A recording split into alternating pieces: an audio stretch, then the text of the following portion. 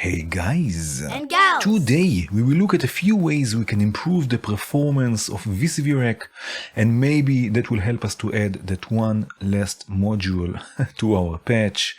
The first step will be, of course, to monitor the CPU consumption of each of the modules we have already, and maybe exchange heavy modules for more lighter versions.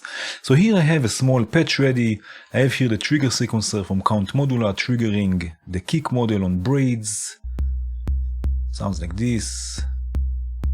I have also some hi-hats from Hora.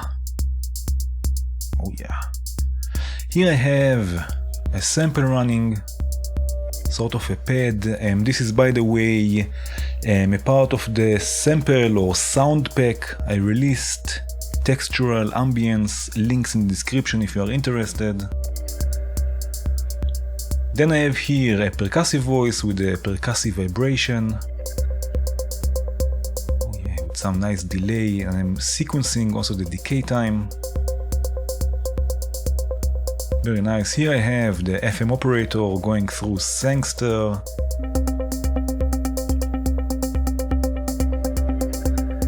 Very nice. And here I have another voice. I have Ona from Nano being sequenced by the note sequencer, and the note sequencer is being driven by the burst module, by reburst from Rappelzen. And I'm mixing a few waveforms. It's going through Neo from Lindenberg, once to the mixer and once through Clouds, which is set to an octave up. Sounds like this. Oh yes. Let's listen to this just a bit, just a bit.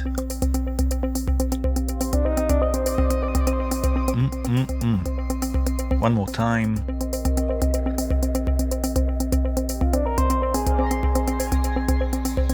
Oh yes, oh yes. Very nice, very nice. There will be a link in the description, by the way, to the patch if you want to have a closer look. But now let's activate the CPU meter and see what's going on. So the CPU meter is under Engine, CPU meter, or you can hit F3. And now we can see how much time, let me zoom in, we can see how much time it takes each module to generate one sample. The longer the time, the more heavy the module is. We can see here the differences. Here we have 0.16 milliseconds. Now we can also see the percentage, so we know how heavy each module is and we can make better decisions. So for example, I have here Plateau, for example, you can see, I think it's the heaviest module here. Yes, this is the heaviest. So if you have problems running patches, maybe choose different reverbs, although Plateau is amazing, of course, but you can make better decisions. And by the way, it's not only the module itself, it's also what you are doing with the module. So for example, here I have two FM operators. You can see that one is at 0.5%, the other one is 1.2, 1.3, 1.4 even. Because here I have the feedback on, for example, here not. So it depends also what you are doing with the module, if you are modulating it, how many waveforms you are using, and so on.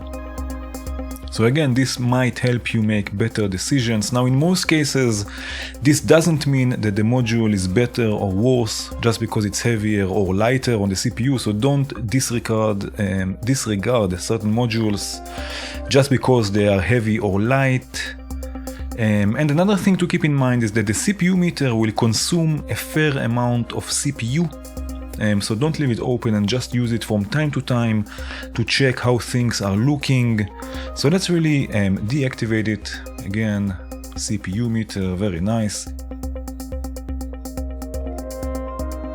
Now the next step will be to change the block size on the audio module, which is here. Now depending on your audio interface, you might have to change this in its own settings, and then it will probably be called something like buffer size. But the bigger the block or buffer size, the better VCV will perform. But it has a downside to it also. The bigger the block size, the longer the latency will experience. And you can see this also here. I am at 128 2.7 milliseconds. If you go up, you can reach about 85 milliseconds, which is quite a lot. So you will have to find a sweet spot where VCV is performing well and the latency is not too annoying for you and will not affect your workflow. Another thing we can do is lowering the sample rate, which is right next to it. Maybe you can do this on the audio module itself. I cannot. I can only do this in the settings of my audio interface, so you will have to check it out. But you will also have to change it. If you change it here on your interface, you will also have to change it under the engine menu, sample rate. You have to make sure they match, so they will work also, so everything will work smoothly. Okay, the next step or the next tip, you can disable modules that you are not using. So if you have, for example, a live set and you don't use all of the modules at once, or you have a fixed patch, but there are some modules you ended up not using, you can disable them so they will not consume as much CPU. And this you have two ways to do. You can do this in the right-click menu. So let's do this for the simpler, complex simpler, for example. You have here disable, which will look like this. Now there will be no audio, it's not running. And let's have a look in the CPU meter. You see, there is no even CPU meter, it will not consume CPU. And you can also use Ctrl E to disable it and enable it. So you can just do this with a shortcut. But there's another way that you can disable a row of modules with a strip module from Störmelder. This is super handy for live situations. So here, for example, we have on and off, and I have it set to the modules on the right. So everything that is close together on the right until here there's a gap, so they are not affected. I can turn them on and off, the whole row. And of course it has also CV inputs, so in live situations you can control this, which is quite handy. Okay, another tip will be recording samples of patches you've built. So just like the one I'm using here, I needed quite a lot of modules to create the sound. So instead of having them always there running, I just recorded a sample of it, and I could remove the modules and have space in CPU for other modules. So this is another thing you can do.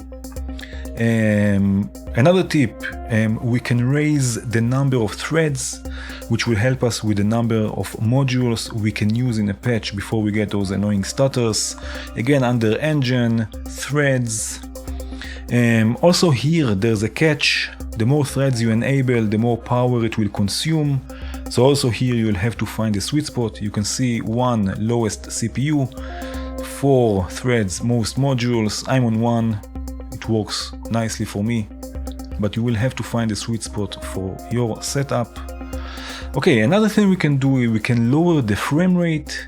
This is under view, this thing here, and this will have a big effect on performance. So try to lower it as much as you can without damaging your workflow.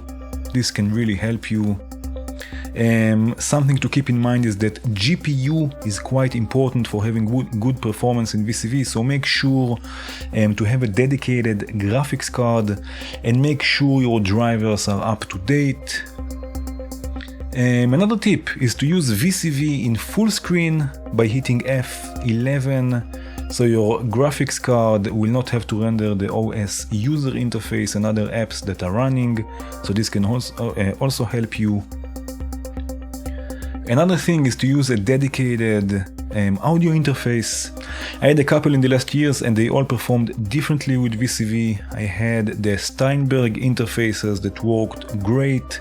Now I have a Motu, which is amazing, but from experience, and I will not mention it here, there are other interfaces that will not perform as well. Another thing, to set the operating system to run in maximum performance mode. I'm on Windows 10 and it's quite easy to do. You just go to the control panel, power options, and then choose high performance.